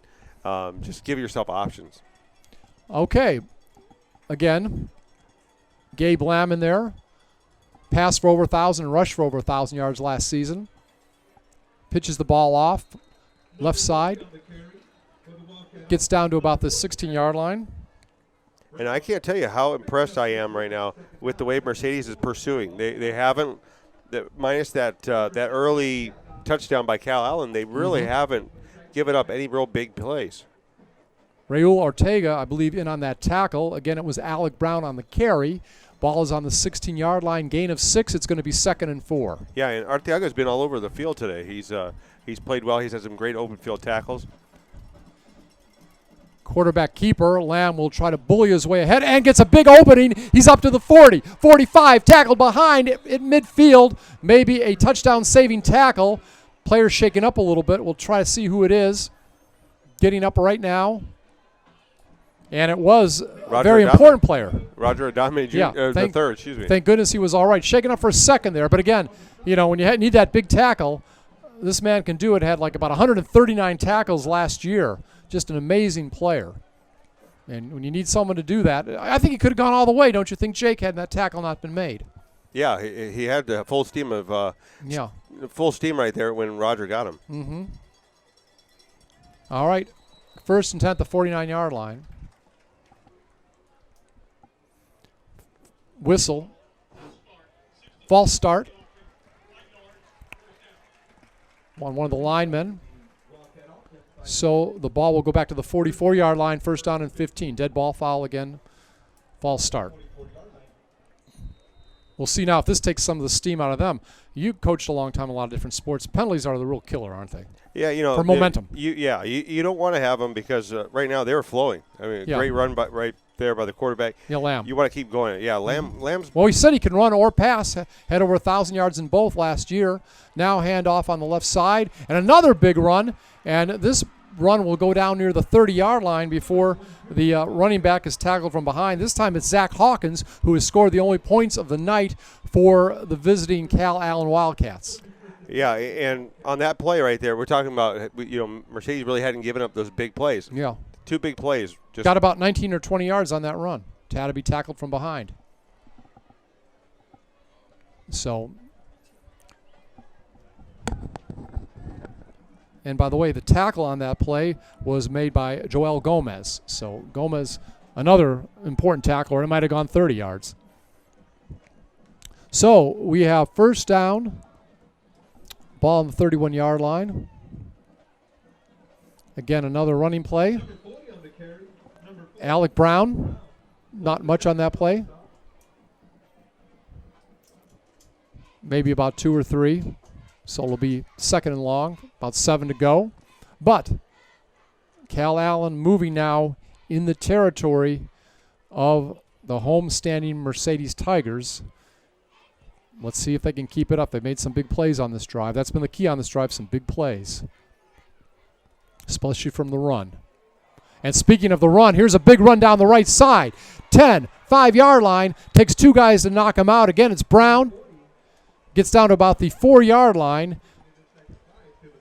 It's Ivan Vela and, again, Joel Gomez. So, yeah. And that was a touchdown saving tackle right there. Pins him right now at the 4-yard line. Did you say who was it? Joel Gomez and Ivan Vela. Okay. Ivan Vela was interviewed this week on 956sports.com on a preview, a story by Kevin Narrow. So the ball's down to about the 4-yard line. A pickup of about 24 yards on that play. First down and goal to go at the 4-yard line.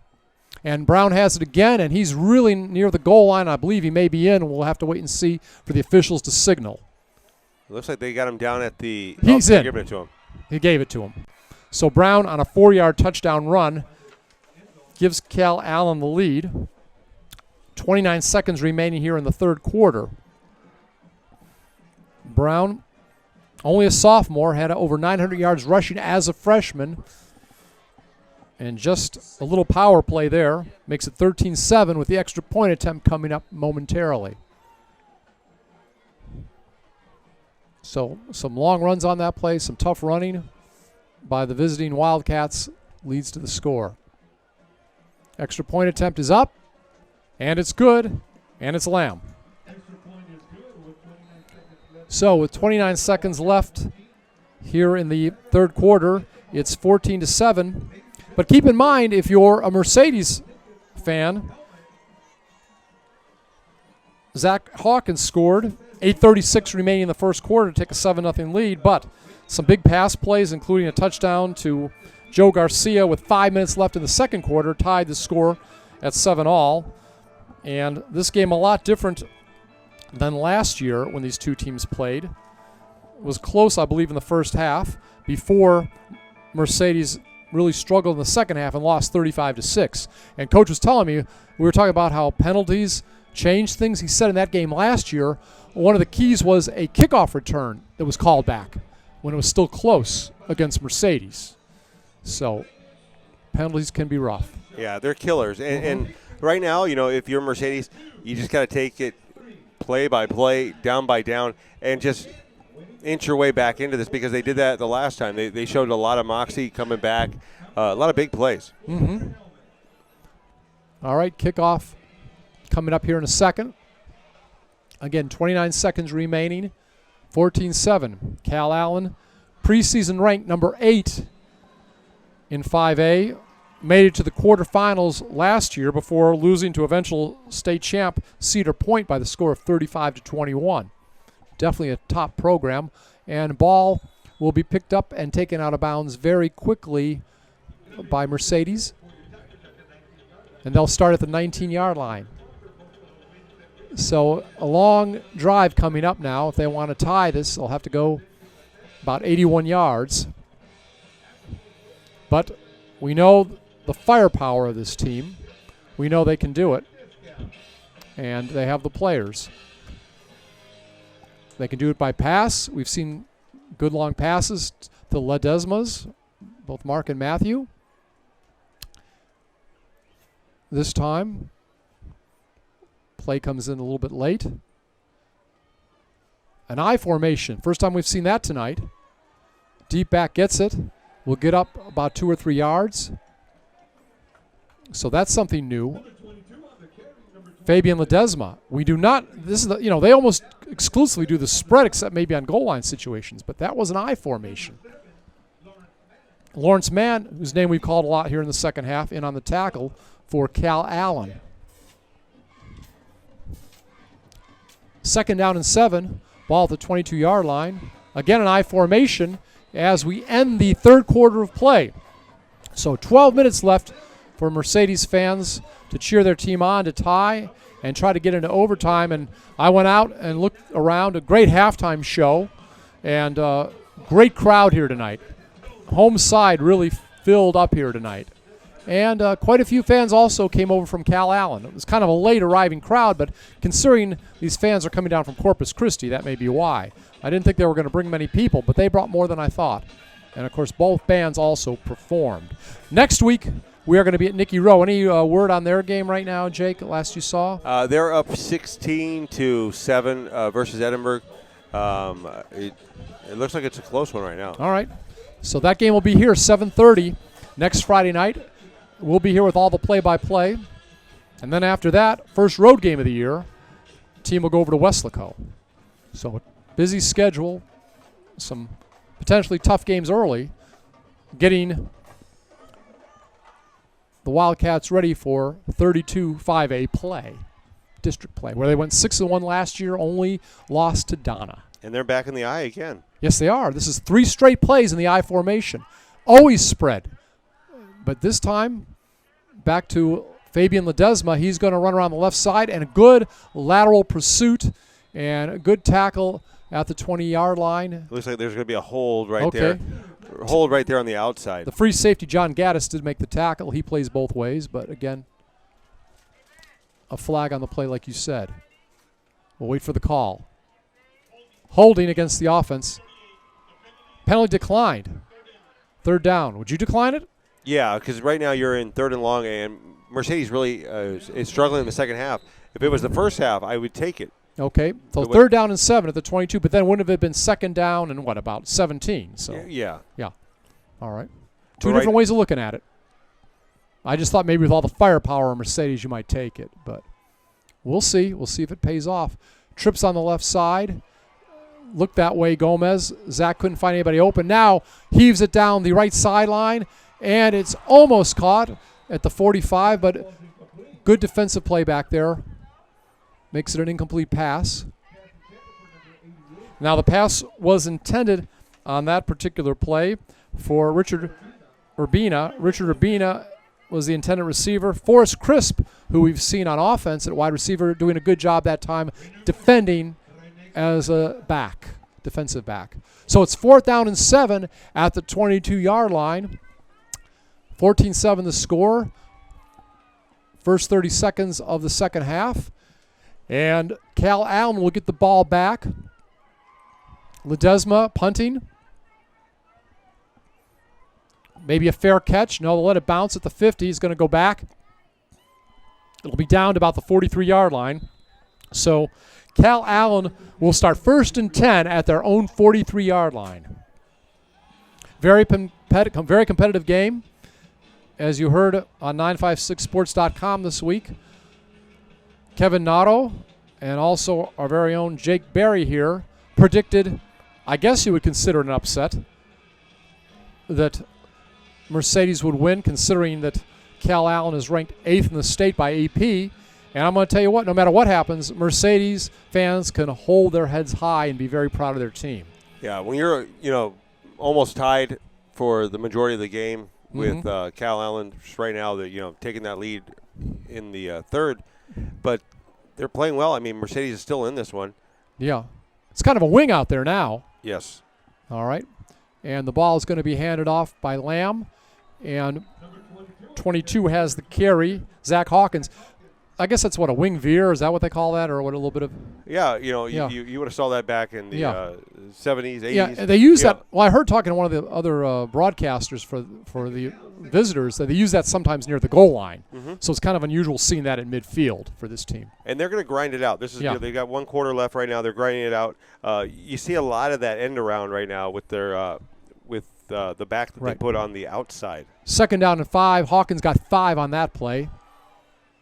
And up the middle this time, not much doing, maybe a couple at most, near midfield.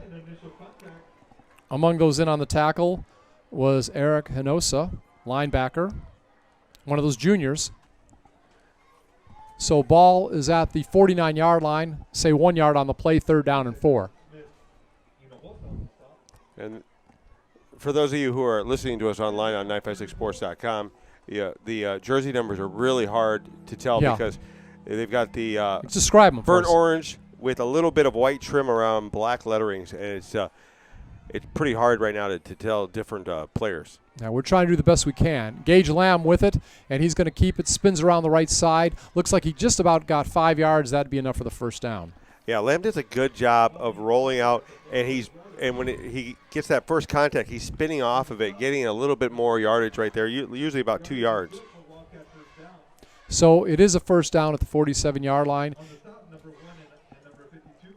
All right, in on the stop on that time, Roger Adami III doing a good job, and also Valentin Lopez, one of the defensive linemen.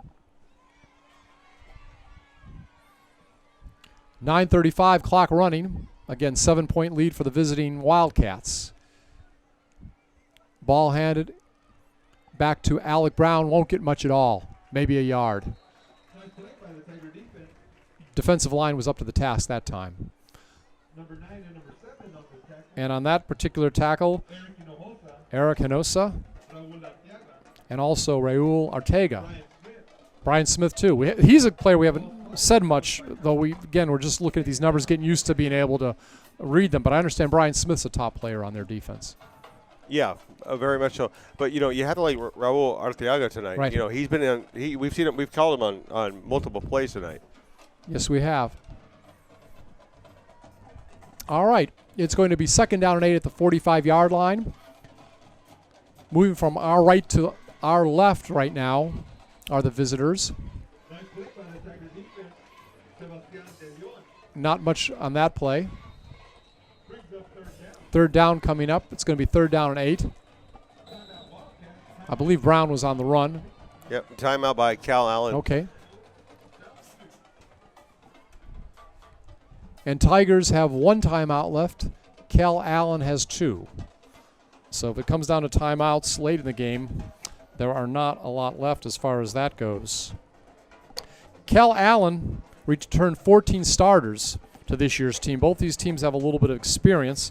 I believe the home team returned about 15 starters. So there is experience out there on both situations. And again, this team, Calallen, has been a powerhouse for a long time. Because again, they have a coach that's been there since 1984. But every year, aren't they one of the traditional powerhouses in 5A? We mentioned earlier they're in a new district, 35A. Actually went to court to be in that district. When they did redistricting, they wanted to put them with games up in San Antonio. They say, no, we want to stay with the teams in Corpus Christi, and that happened through court action. All right, another nice run down the left side for Calallen. And this time on the run, Zach Hawkins. Hawkins and Alec Brown basically doing the running tonight.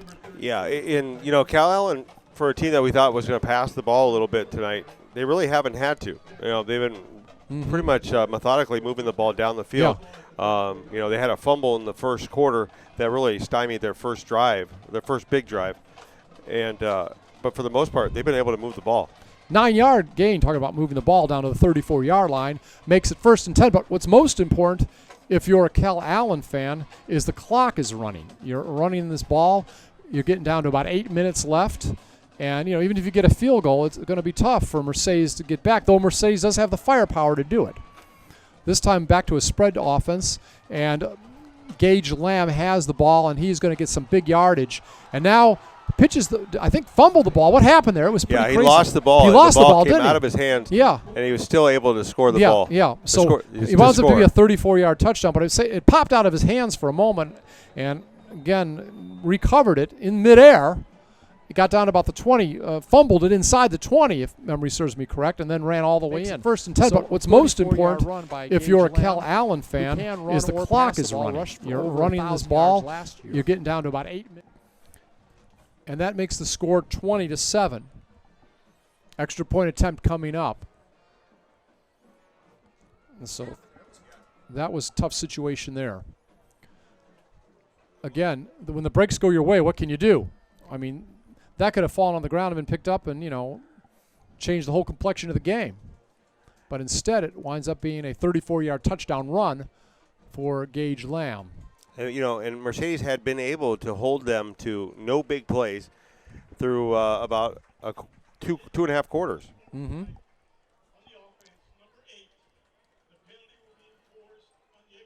Did they say on sportsmanlike conduct? Yeah, I believe so. Yeah, against Gage Lamb.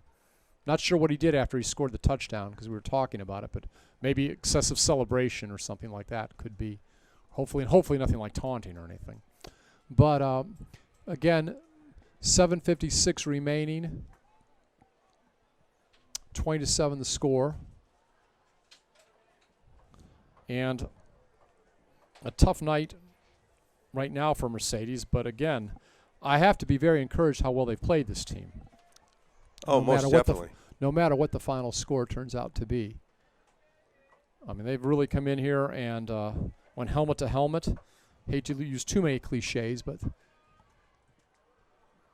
so now did that come on the extra point attempt, that penalty? Yeah, it'll get enforced. What happened? Did they miss it? I was talking about that, and then they had the penalty. So I guess the extra point was no good. And so all right, we'll see how this all lines up here in a second. Again, 7:56 remaining. No extra points coming up. I didn't think they had one. I was kind of waiting to see. So I believe it's going to be the quarterback kicking. Tries a long extra point from about his own 25-yard line. And they misses. Misses. So that was like a 35-yard attempt. So apparently, after the touchdown, the quarterback did something that wasn't right, so to speak, and that caused the ball to be pushed back for about a 35-yard extra point attempt that was no good by Mr. Gage Lamb. Now, looking at the game tonight, I haven't really been able to see how much he's played, but I know Ivan Zapata played with a cast in his hand, all right? He's one of the players that came in injured tonight. And also it's been hard to see exactly how much Daniel Melendez has played tonight. But I know that with these numbers, again, that's why we've had a little trouble seeing the linemen with the numbers. But I know Melendez has been a so-called warrior this week. He's been suffering with a foot injury, but I did see him come out as one of the captains. So we'll try to see if we can pick him up a little bit, see how much he's played. And we'll ask about that afterwards at least. And also how much Zapata played. We'll talk to Coach later about that. But again, he's been a little bit under the weather, playing with a cast on one of his arms due to an injury. So they've had a little bit of injuries tonight that they've had to deal with. Nothing major, but not everybody's been 100%. Yeah, but regardless, you're playing the number 10 team in the state. You have to like where they're at, 20-7, and you still have time to come back in this one. Oh, yeah, it's not over. Again, we saw the firepower last week in the scrimmage, that this team has the tendency to be able to come back. And they're going to get the ball inside the 30. Where they'll start 1st and 10. 28-yard line. So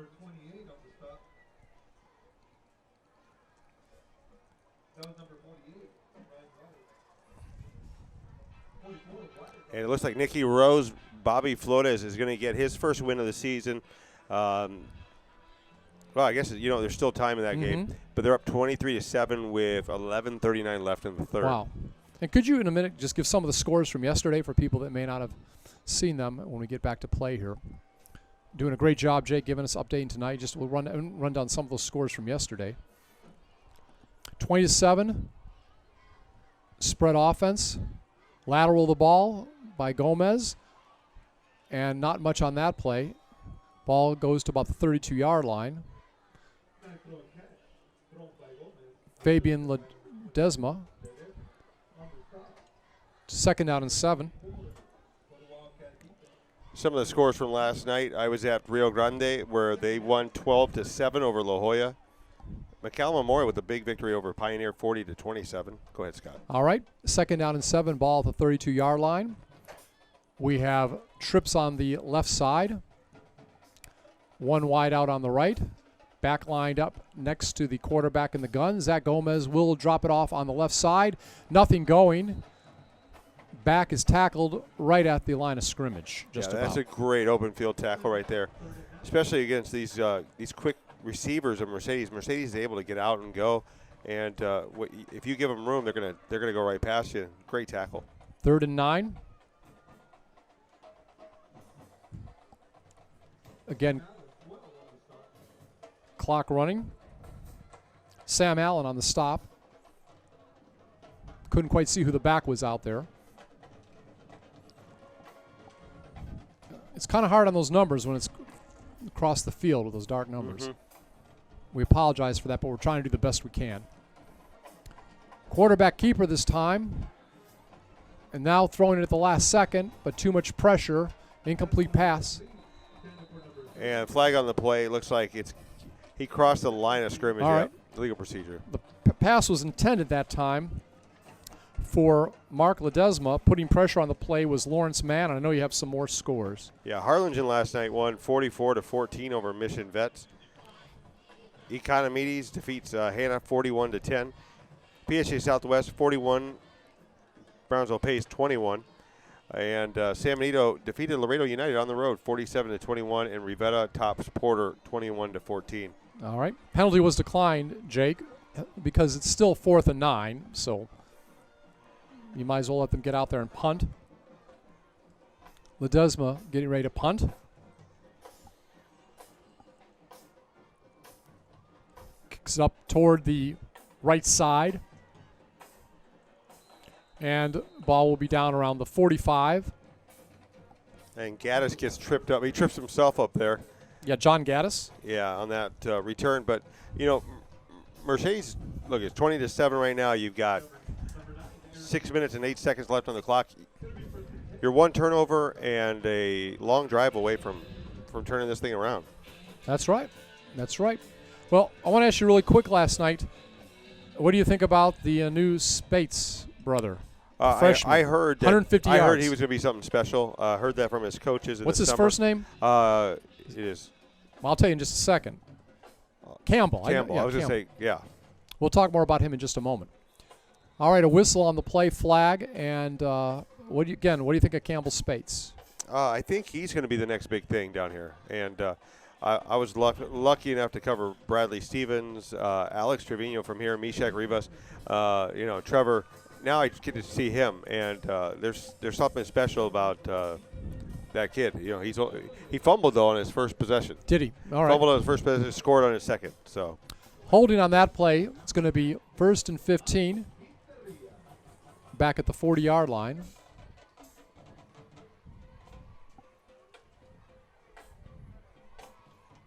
About 6 minutes remaining in the game. Running the ball, getting some nice yardage on that particular play. Lawton Moeller in there. Maybe they'll give some of the other players a chance to play now. Alec Brown doing most of the running with Zach Hawkins in this game. 27. Gain of about 8 on the play. It's going to be 2nd down and 7 at the 48-yard line. I have to say the fans have stayed. Got to give Mercedes credit. They haven't given up. Neither have you. I know you were talking about the big plays, and I really like a big play team because the game's never over. You know, and you saw, Lamb almost fumbled away that nice touchdown run he had. It could happen. Around the right side this time is Lawton Moeller. He's a junior, also plays outside linebacker.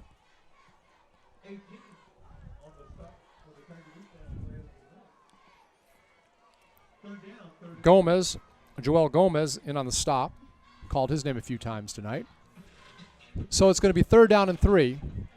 Ball at the 48-yard line. Clock continues to run under 5 minutes remaining. Again, if you're just tuning in, Calallen leading 20-7. But this game was tied up at 7 at halftime. Mercedes has never had the lead, but it was tied up for a long time at 7. All right. Another run out there. I believe it was by Moeller again. And this is the 4th down right here. Yeah, it's 4th down. He gained about maybe 1.5. A little bit short. Has to get the ball over the 45-yard line in Tiger territory. I would assume they'll go for it. Again, the goal here, if you're a Calallen fan, is just to run the clock, especially since the Tigers only have 1 timeout remaining. This time, quarterback keeper. And with the ball, it's Lamb. And, of course, he runs the ball a lot, so you don't mind it being in his hands. And he dives forward for the first down. So it'll be 1st and 10 at the 44-yard line of the Tigers. Jake, what are your impressions of the Tigers after game one here, no matter win or lose? You know, I think they're going to be just fine. They're playing one of the toughest teams in the state, and they've held themselves up with the team of this caliber. You know, you have to like that. And, you know, as their team gets older, more mature, they're going to get better. Tight formation, and this time out of that formation, quarterback will try to sweep over the left side, but not much. So it's going to be 2nd and long coming up. And on the tackle on that play, Raul Ortega, defensive back. It's going to be 2nd and 12, even a little loss on that play, loss of 2. And like I said, Ortega's been all over the field. He's been, you know, in the first half we saw him on, you know, make open field tackles. And he's played a consistent game. Yes, he has. 3 minutes remaining now. Just a tight formation. Hands the ball to the deep back. Gets about 5 or 6 yards off left tackle. And, Scott, you have to remember this defense has been on the field a lot tonight. Yeah. Because there hasn't been that many long, sustained drives from Mercedes. So the defense has had to play the majority of the game. And, you know, at this point in the game, your legs, you don't feel like Jell-O. Your body hurts, and there's going to be a lot of ice time for these guys. You're right. Lawton Moeller on the run again. He's the workhorse late in the game. Sebastian DeLeon on the tackle. It's going to be 3rd down and 6. Ball is at the 34-yard line. Yardage not so much important right now for the visiting team. They don't have a spread formation. It's a tight formation. This time, giving it to the back, Moeller. Moeller will get the first down. Ball was on the 40. And he is going to get down inside the 30, so he actually got about 12 or 13 yards. Describe their formation they're going, this tight formation they have right now. You know, they're just keeping everything compact. They've got, I believe it was 2 tight ends, and they're basically running back full right now. And they're just going right up the gut. And right now, if you're the Mercedes defense, there's not a lot of timeouts you can use. I think, what do we have? Do we have 1 left? Yeah, 1 left. We have 1 left right now. You know, there's not enough timeouts to really keep you fresh. So a 14-yard gain gets it down to the 26, 1st and 10. And they're just going to hand it off to the backs. This time off the right side, it's 22, and 22 is going to get close to another first down. They're just getting a lot of yardage. That's that Zach Hawkins again, who scored one of the touchdowns. And finally, we see some of the Mercedes fans starting to leave. But I'll tell you what, they can be proud of their team tonight. Yeah, you know, this team played well. I mean, it's 20-7 right now. Remains to be seen if Calallen is going to try to punch this one in with a minute 5 left in the game. That's right. And one thing I do want to mention I haven't got to yet, it's amazing that the coach's son, Roger Adami III, last season, among all his accolades, he was all-state. He had 27 sacks, I believe. I hadn't got to that yet. I did want to mention that. So it's 2nd down and 1. Ball to 17. Again, that was about a 9-yard gain. Moeller back in there again and almost tripped up short of the first down, but gets past the initial tackle, gets down near the 10-yard line, picked up about 6 or 7 on that play. And again, we're into the final 42 seconds, so only about 1 or 2 plays left.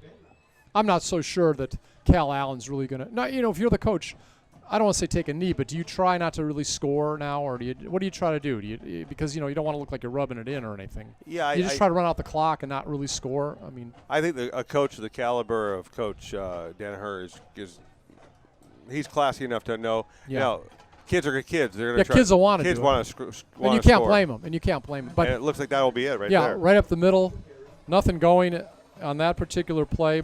It was Brian Juarez. And that is going to be it, I believe. Clock is winding down. So this game is going to end with a 27 win. 20 points for Calallen's Wildcats, 7 for the Mercedes Tigers. And again, Zach Hawkins on about a 17-yard run with 8:36 remaining in the first quarter.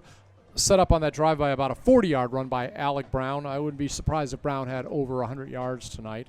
Joe Garcia only touchdown of the night in the second quarter with 5 minutes left from Zach Gomez over to the end zone to our right. Caught a 15-yard touchdown pass, set up by a couple nice pass receptions by the Twins. Mark and Matthew Ledesma had long receptions on that drive. And then later on, Alec Brown with a touchdown. And again, we had one more score in there, and that was it. So 27 was the final score. Extra point attempt was missed on that final one, by the way, because of an unsportsmanlike penalty that made it a long extra point attempt. Well, all in all, this Mercedes team is going to get to play a Nicky Rowe team that is up 23-7 versus Edinburgh. Wow. And so it'll be interesting because last year they had a really good game in McAllen. We'll see how this one goes. But well, I'll tell you one thing about this. Mercedes does not give up, and they have the potential to score on any play.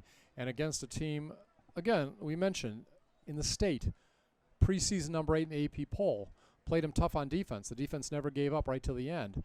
And there were some big plays, and you expect that from Calallen. We knew there'd be some big plays on both sides tonight, and we did see some. But we also saw a good defensive effort. And I know there was a lot of talk that maybe Calallen wasn't as good as people said. Well, I think that's wrong. I think they're exactly that good. And the Mercedes just came in there, played hard, and I expect to see a good game. I don't think they'll, obviously you're going to be down for a couple days, but I think they're going to be ready to play Nicky Rowe, and I think it could be a really good game. You said there's a new coach, right, at Nicky Rowe? Yeah, Bobby Flotis. So it'll be interesting because it's not going to be that air it out offense under Paul Reyes. So we'll see how Mercedes handles that one. But I think Mercedes, if their offense could have kept the ball in the field a little bit longer, and the defense off the field. Well, remember, in the opening quarter, there was that long drive that didn't result in points, but that was back when the sun's out and it's hot, and we wondered at that point how much that drive might have taken a drain out of the team in the first quarter. Yeah, the defense of Mercedes. All in all, you chalk this up as a positive for Mercedes, and they get to roll next week with Nicky Rowe, and I think that's going to be a really good game. Well, Jake, I'll tell you what. I know Carlos did this for a long time, did a great job, and we wish him well in his new endeavors. But I really enjoy and look forward to doing more of these games with you, and really enjoy the people here at Mercedes, dealing with Roger Adami II, Roger Adami Jr., I guess, talking with him this week. Very nice man, very insightful coach, and very open to letting us know what's going on. So I think it's going to be a fun year. Yeah, and special thanks to everybody that helped us today. Ale, Isaac, Eric. I'm sorry, I'm that dumb.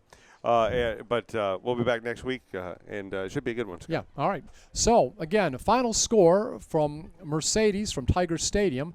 It was 20-7. This was the opening game of the season for both teams. It was a non-district game. And, again, a lot of excitement, as Jake said. And if you're a Mercedes fan, we hope to have a better outcome for you next week. So, one more time, 20-7 the final score. It was out of Corpus Christi, the Calallen Wildcats over the Mercedes Tigers. For Jake Berry, I'm Scott Harrison saying good night for 956sports.com.